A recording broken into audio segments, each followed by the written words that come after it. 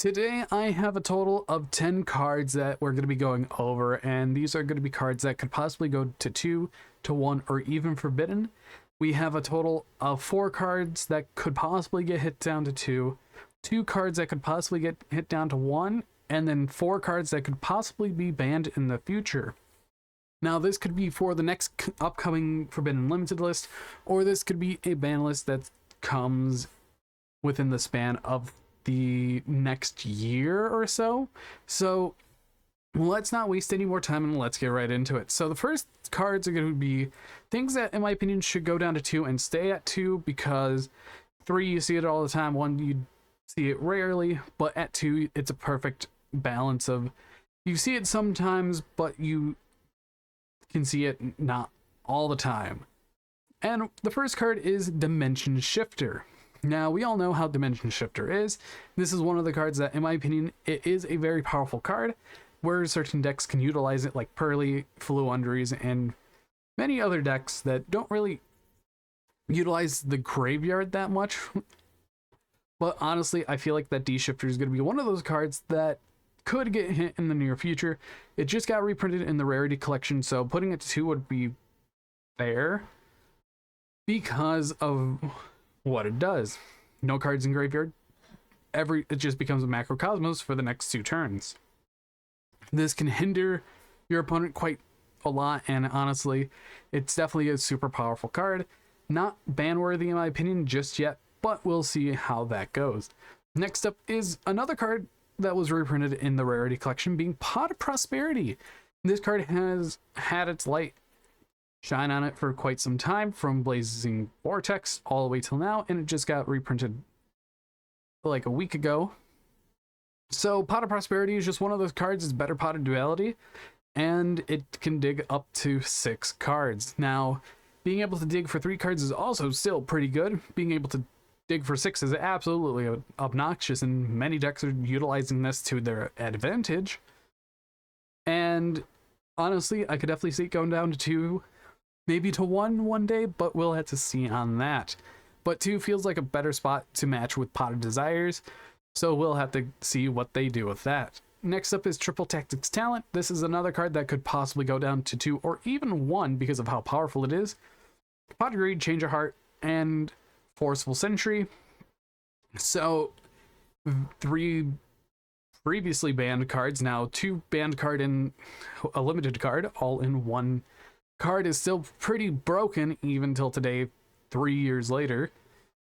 And seeing how much this card has gone up in play over the course of those 3 years is astounding, because it was a great out the gate, but nowadays it's definitely way better.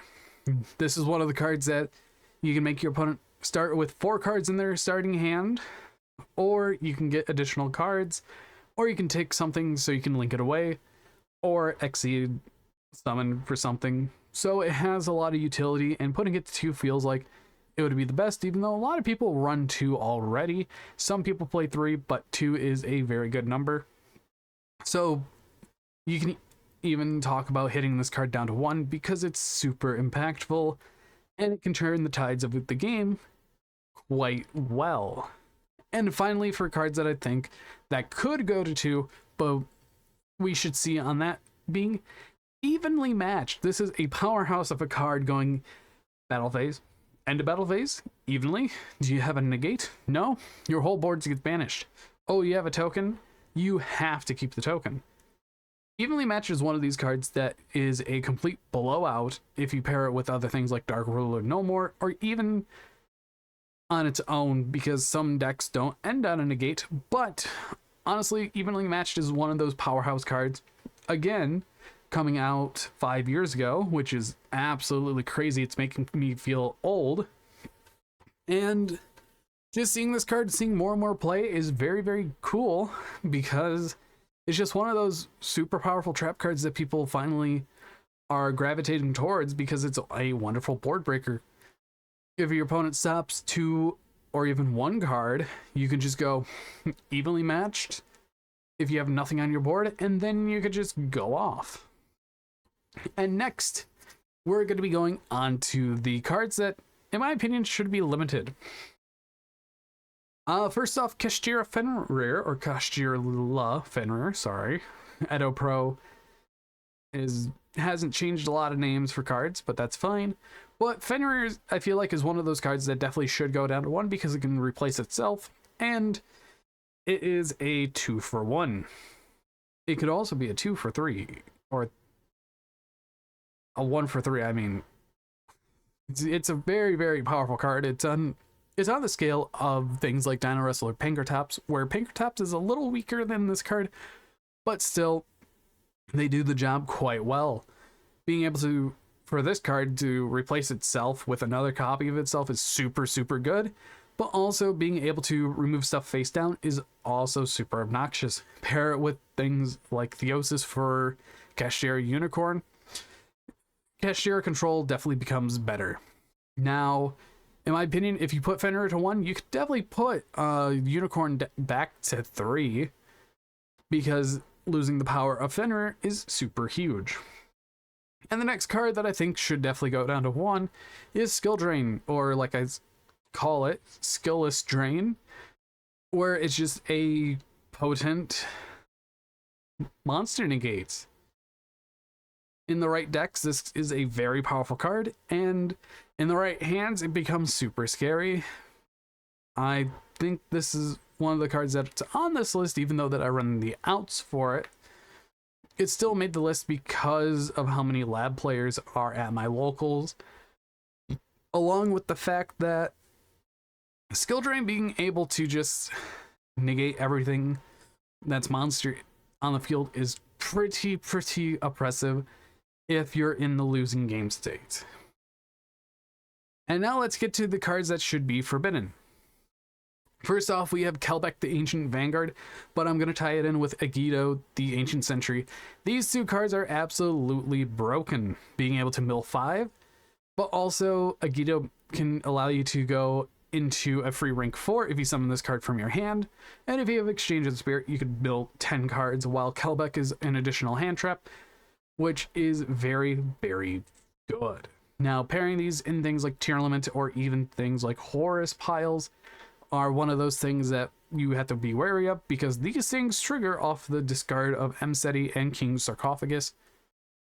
So being able to Mseti, Kelbeck, get a King Sark, draw 1, mill 5 is super powerful, even with Agido too.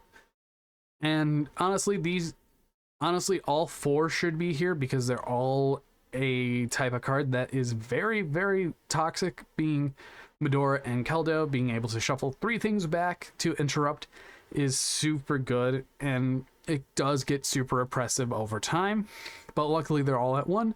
But I just feel like Kelbeck and Agido should definitely stay and go away and get banned. Next up is the card that really has been on everyone's radar ever since it was released, creating so many hand loops, FTKs, and even OTKs. How much can I say it? Isolde, Two Tails of the Noble Knights. This card is a really powerful card, being able to add any warrior from your deck, but you cannot use its effects or special or normal set, whatever with it. But this card is very, very good because it created things like Dark Warrior during Link format. It helped with Gumblar combo. It was ran in Phantom Knights, if I remember correctly, at a time. And it's also ran in current Inferno Knights, previous Inferno Knights, even many FTKs and hand loops. So honestly, I feel like that this card is a ticking time bomb depending on what will happen, even though it is currently in the Exodia FTK that everyone has on their radar. And finally, on this list, we're going to be talking about the big bad card that I think that should be banned before a certain other card comes out, which I should probably pull up, is the Eradicator or Epidemic Virus. Being able to tribute a monster with 2,500 more attack, calling spell or trap card, and nullifying 1/3 of the game is pretty broken, with another card being Transaction Rollback coming around the corner. So you can go Call Spell on the initial activation, use this, banish it from the graveyard, copy Eradicator. You don't have to pay the cost, and call Trap. You're nullifying 2/3 of the game. So I feel like Eradicator definitely should be banned by the time that rollback comes out. But we'll have to see on that. This card definitely devastates a lot of decks, like your Labyrinth, Parley, anything that's spell trap heavy. So it's one of those things where you have to be very cautious about, and we really don't have any counterplay to cards like this because Red Reboot in the TCG is banned. But we'll have to see what happens on the next list, which I'm hoping it's going to be around late December into January. But I want to know what you guys think. Is there any cards that I missed that should have been on this list? Or any cards that you disagree with? Let me know down in the comments below. But anyways, I've been Bolt Spider. See you guys in the next video, and goodbye.